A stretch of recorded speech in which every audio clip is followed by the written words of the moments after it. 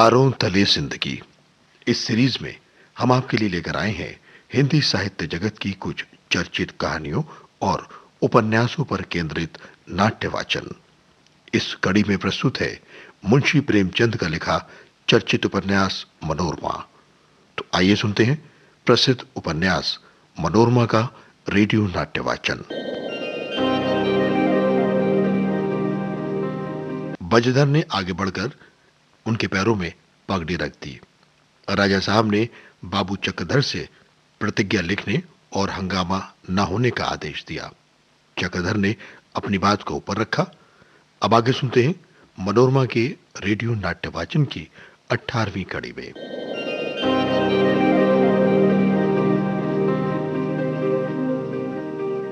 संध्या हो गई। ऐसी उमस है कि सांस लेना भी कठिन है।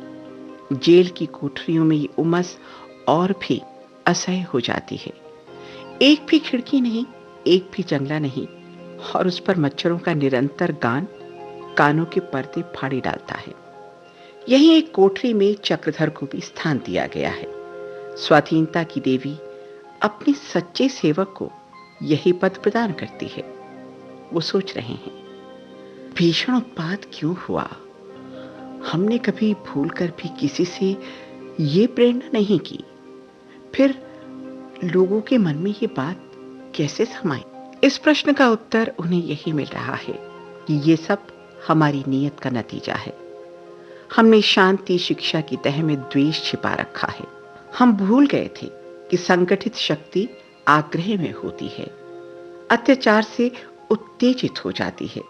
अगर हमारी नीयत साफ होती तो जनता के मन में कभी भी राजाओं पर चढ़ दौड़ने का आवेश ही न उठता। लेकिन क्या जनता राजाओं के कैंप की तरफ न जाती तो पुलिस उन्हें बिना रोक टोक अपने घर जाने देती? कभी नहीं। सवार के लिए घोड़े का अड़ जाना या बिगड़ जाना एक बात है। जो छेड़ छेड़ कर लड़ना चाहे उससे कोई क्यों कर बचे? फिर अगर प्रजा अत्याचार का विरोध न करे फिर उसके संगठन से फायदा ही क्या? इसीलिए तो उसे सारे उपदेश दिए जाते हैं। कठिन समस्या है। या तो प्रजा को उनके हाल पर छोड़ दूं, उन पर कितने ही जुल्म हो उनके निकट न जाऊं, या ऐसे उपद्रवों के लिए तैयार रहूं। राज्य पशु बल का प्रत्यक्ष रूप है।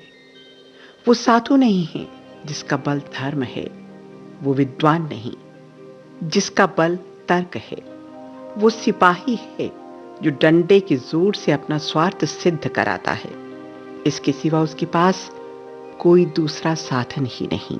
ये सोचते सोचते उन्हें अपना ख्याल आया, मैं तो कोई आंदोलन नहीं कर रहा था, किसी को भड़का भी नहीं रहा था।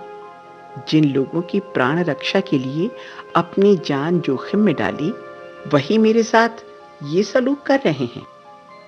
इतना भी नहीं देख सकते कि जनता पर किसी का असर हो? इनकी इच्छा इसके सिवा और क्या है कि सभी आदमी अपनी अपनी आंखें बस बंद रखें। उन्हें अपने आगे पीछे दाएं बाएं देखने का अधिकार ही नहीं। अगर सेवा करना पाप है तो ये पाप तो मैं उस वक्त तक करता रहूंगा जब तक प्राण रहेंगे। जेल की क्या चिंता? सेवा करने के लिए सभी जगह मौके हैं। जेल में तो और भी ज्यादा। लाला जी को दुख होगा, अम्मा भी बहुत रोएंगी, लेकिन मजबूरी है। जब बाहर भी जुबान और हाथ पांव बांधे जाएंगे तो जैसे जेल वैसे बाहर। वो भी जेल ही तो है। हाँ, जरा उसका विस्तार अधिक है। मैं किसी तरह प्रतिज्ञा नहीं कर सकता। इसी सोच विचार में पड़े हुए थे चक्रधर कि एकाएक मुंशी वज्रधर कमरे में दाखिल हुए। उनकी देह पर एक पुरानी अचकन थी जिसका मैल उसके असली रंग को छिपाए हुए था। नीचे एक पतलून थी जो कमरबंद न होने के कारण खिसक कर इतनी नीची हो गई थी कि घुटनों के नीचे एक झोला सा पड़ गया था। संसार में कपड़े से ज्यादा बेवफा और कोई वस्तु नहीं होती। तहसीलदार साहब चक्रधर के पास आकर बोले, क्या करते हो बेटा? यहां तो बड़ा अंधेरा है। चलो बाहर, इक्का खड़ा है, बैठ लो। इधर ही से साहब के बंगले पर होते चलेंगे। जो कुछ कहें बस लिख देना। अरे बात ही कौन सी है, हमें कौन सी लड़ाई करनी है बेटा, कल ही से दौड़ लगा रहा हूं। वारे आज दोपहर को जाके सीधा हुआ।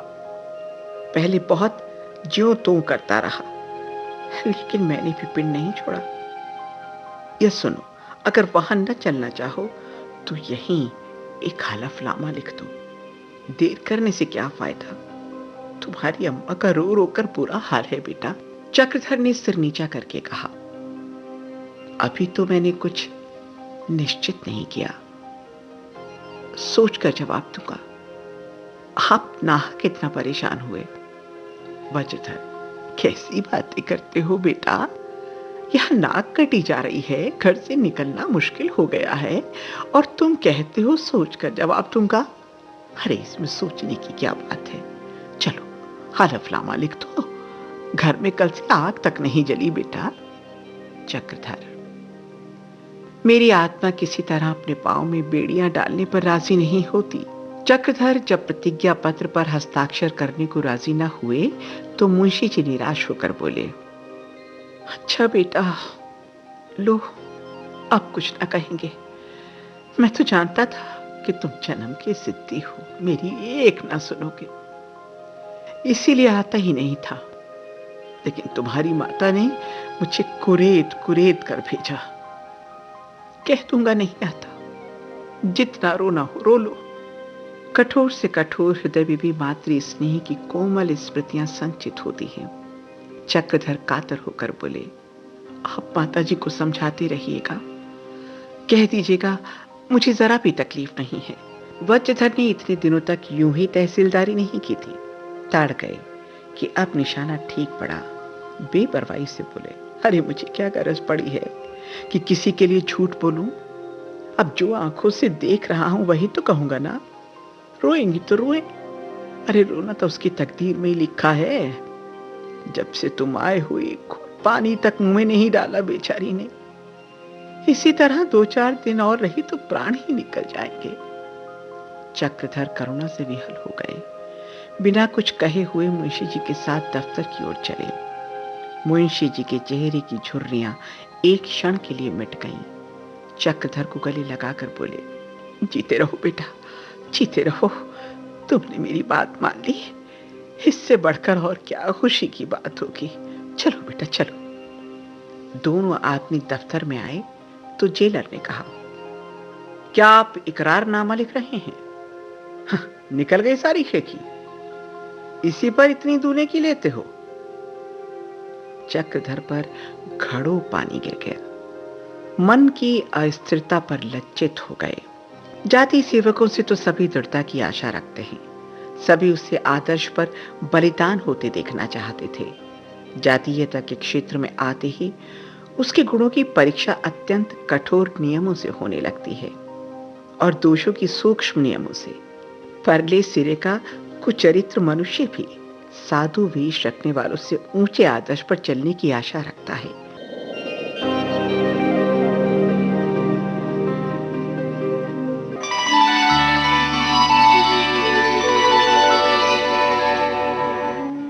तारों तले जिंदगी क्रम में अभी आप सुन रहे थे मुंशी प्रेमचंद के लिखे उपन्यास मनोरमा का रेडियो नाट्य वाचन।